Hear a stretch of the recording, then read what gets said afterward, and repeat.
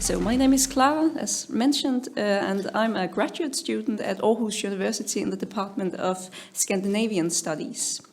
So, if a work of fiction is described as an example of literary realism, or more specifically of social realism, one wouldn't expect it to include supernatural or paranormal occurrences like ghosts, visions, and doppelgangers. Realism, since its conception in the 19th century, is traditionally marked by its exclusion of anything transcending the border of society's consensus reality, often coinciding with Western mainstream science and rationality. In Scandinavia, the so-called modern breakthrough from 1870 paved the way for a type of literature that depicts the lives and problems of everyday people in an unidealized way, often focusing on critiquing the harsh conditions faced by the poor in society. However, today I will present some short stories from the beginning of the 20th century that transgress this clear-cut genre definition and thereby reimagines social realism.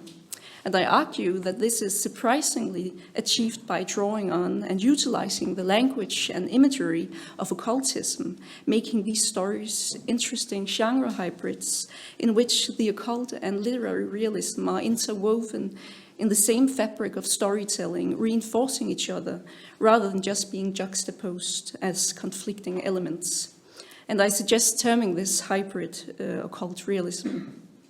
So the stories I'll be discussing is written by the Danish author Astrid Ehrencron-Kidde, who lived from 1871 to 1960.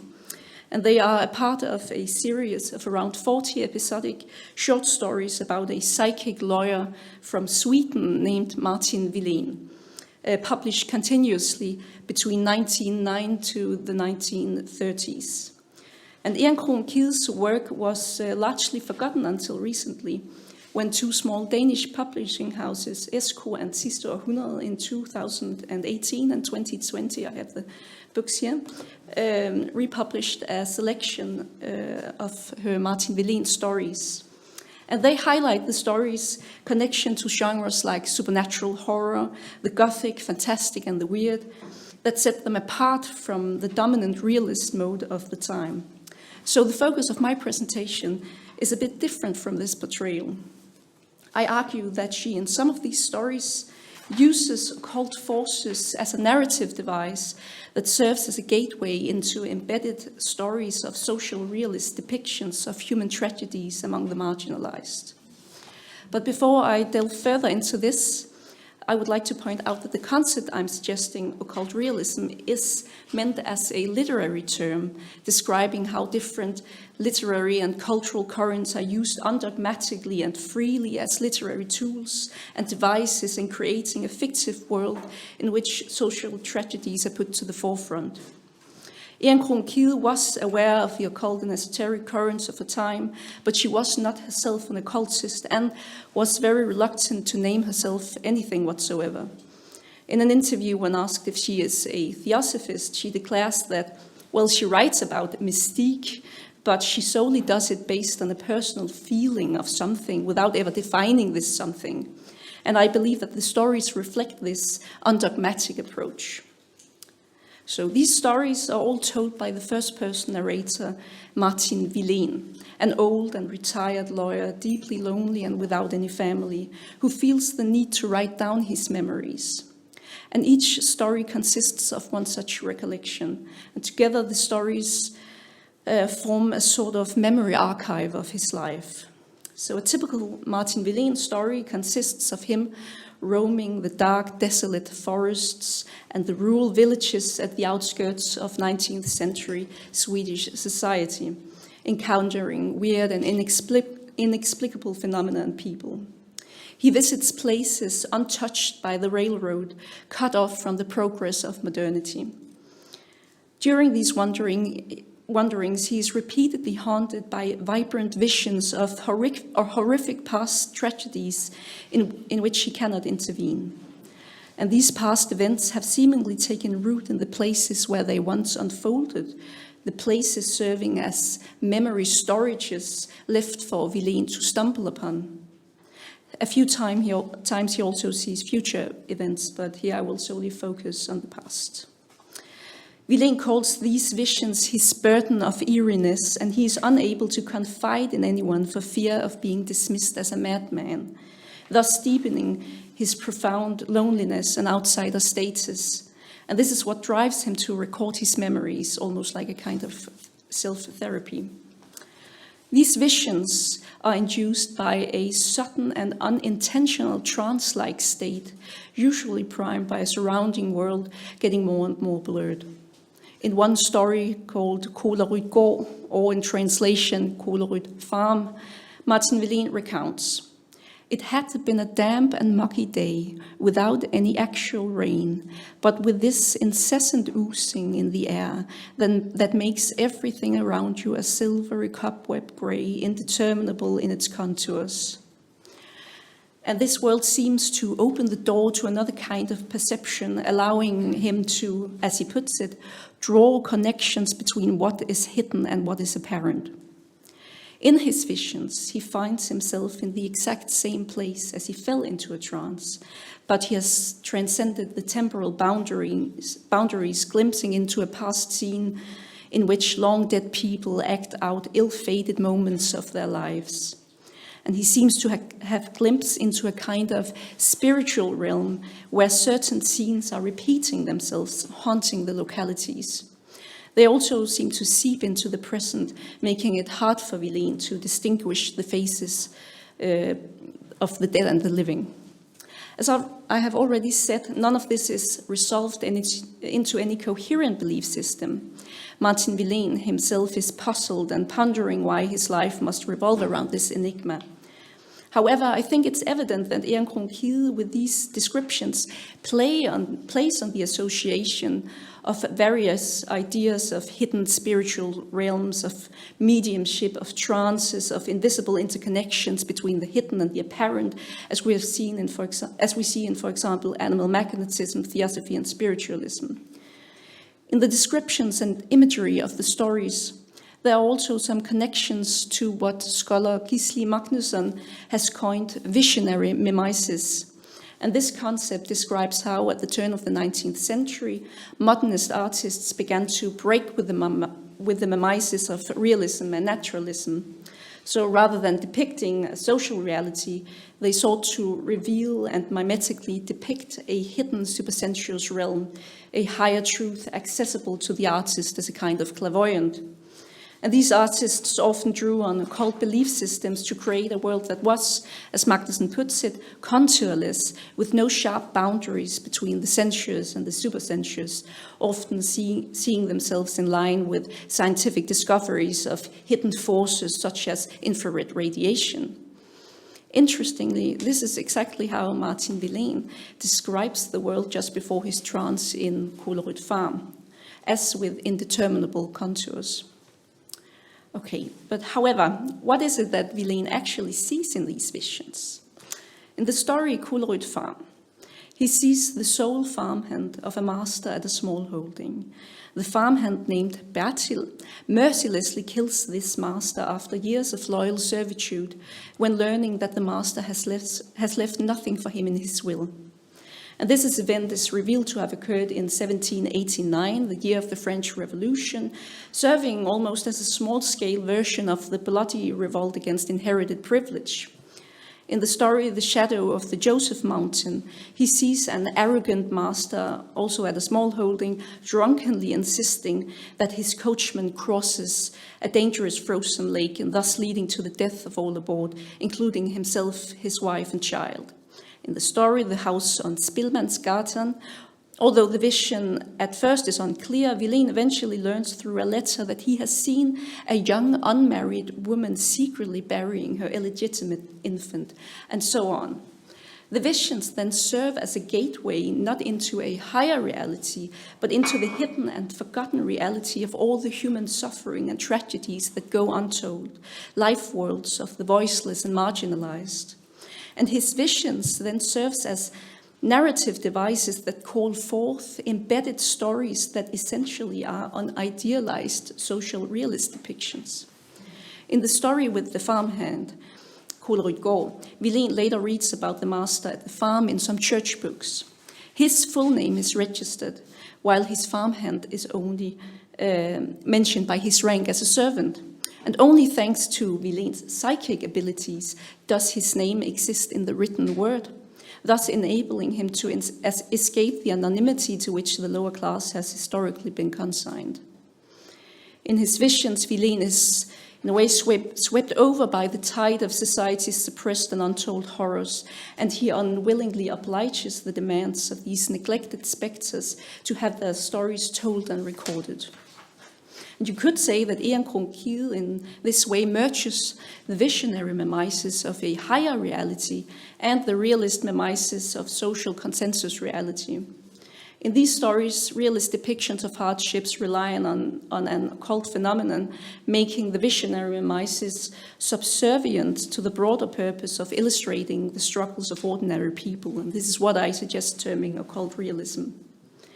In his work, Realist Vision, Peter Brooks argues that literary realism can be seen as a form of visionary art, where the faculty of sight is fundamental for representing reality.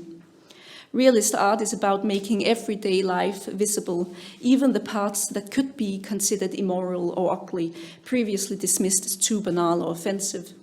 He compares this to a scene from an 18th century French novel in which the devil lifts the rooftops of surrounding houses, allowing the protagonist to peer inside the private lives of those within.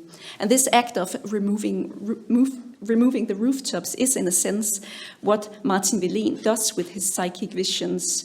His hidden powers enable him to see into the private tragedies hidden at the fringes of modernity. And by writing down these experiences, he pulls these people and their hardships out of oblivion and into the medium of literature. In this way, Willén mimics the aim of realist literature.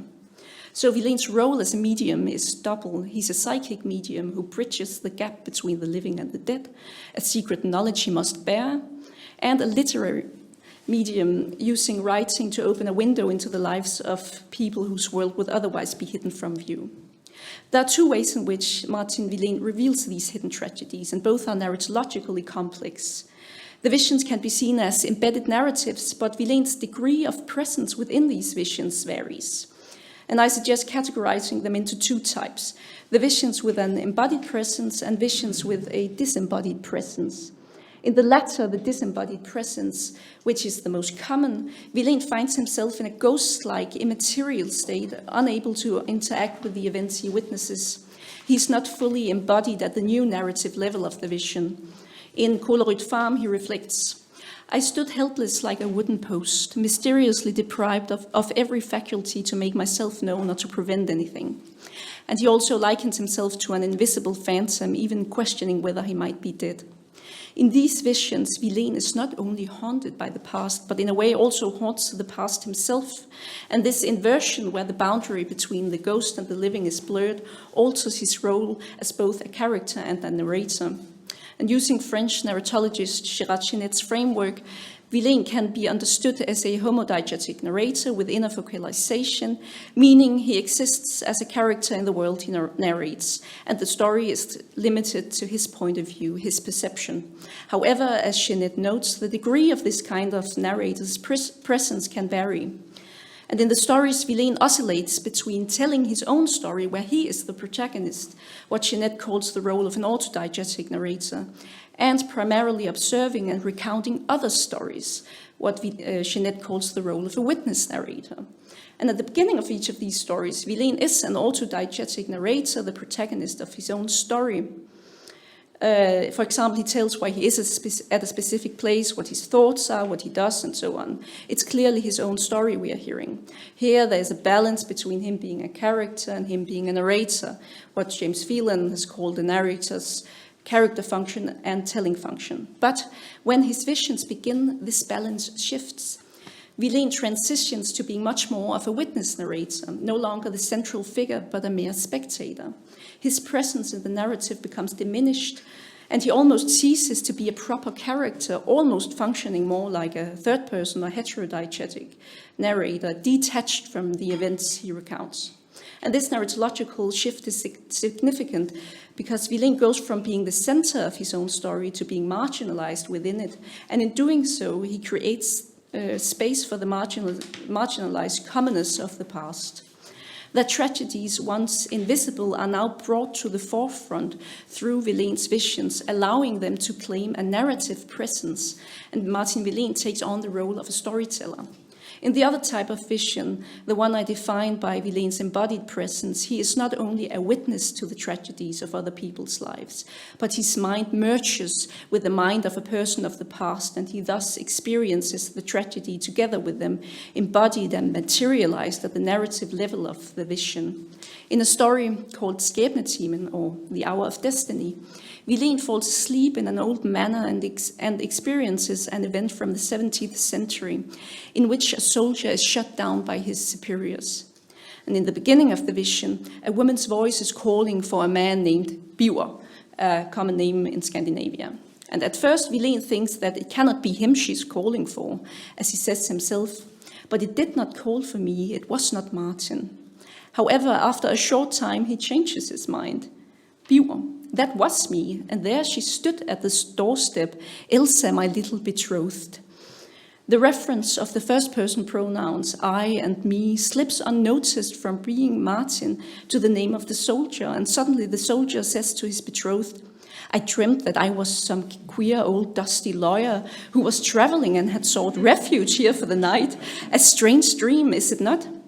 And the first-person narrator of the story, who is usually Martin, is suddenly, in a way, both Martin and the soldier. Their selves have merged.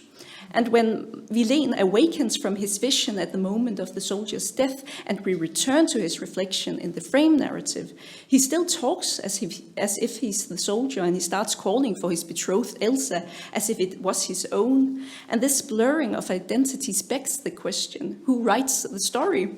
If Martin Willén is in some way possessed by the dead soldier and reversely also possessing him, can it be likened to a kind of automatic writing practice by some spiritualists and later adopted by the surrealists? It's hard to tell because it's never explained in the stories, but it's certainly possible. So these visions are a more extreme version of the first kind, because the people of the past are here allowed to directly tell their own stories in the first person. Martin Willén lends his personal voice to another character and lets them speak through him, giving them the role of the narrator. Generally, through his visions, he suffers with these people, either feeling the pain of not being able to intervene in their suffering, or literally feeling their pain as he merges with their minds and bodies. His psychic abilities are an extreme sensitivity to suffering that seems like a radical version of the basic human capacity for empathy, to feel with others and identify with their somewhat unfamiliar life worlds. And in a way, empathy could be considered almost a telepathic connection between other minds, acknowledging the hidden inner world that everyone is in possession of, but which is bound to disappear when we die. And occult forces are a fitting way of taking this capacity to its extremes, as both are about dealing with what is hidden from the normal eye. The world that Ehrencron-Kidde creates is fundamentally an intersubjective and interconnected one. And that the visions especially flourish where the railroad and modernity hasn't reached yet could point to a critique of disenchantment of urban modernity, making it difficult to see these hidden interconnections of the world and therefore also impeding our capacity for empathy. The occult interconnectedness serves as an alternative to this alienation. So wrapping up, I would like to add a final point that nuances this slightly idealistic picture I've just painted of the story, although I won't have time to go into depth. Willén's visions are not experienced as a blessing, but a burden of eeriness. Throughout his life, he is repeatedly haunted of visions, of tragedies in which he cannot intervene, leaving him powerless. And the memories of the visions force themselves upon him in his old age. All of this resemble what Sigmund Freud has called a repetition compulsion, the compulsory repetition of past traumas. And I believe that his continuous feeling of powerlessness can be partly related to three of the most personal stories, where his three siblings die while he's trying to save them, something which also connects his psychic abilities to deep psychological traumas. So, Willén's so-called occult knowledge has a double-edged quality. He is both gifted with his sight, as it allows him to become a storyteller of other people's lives and to mediate their sufferings, and he is tormented by it, the protagonist of his own psychological hell. So I hope with this that I have shown how the language and the imagery of the occult seep into these stories in a free and undogmatic way, forming highly creative fictive worlds and pushing the boundaries of clear-cut genre definitions.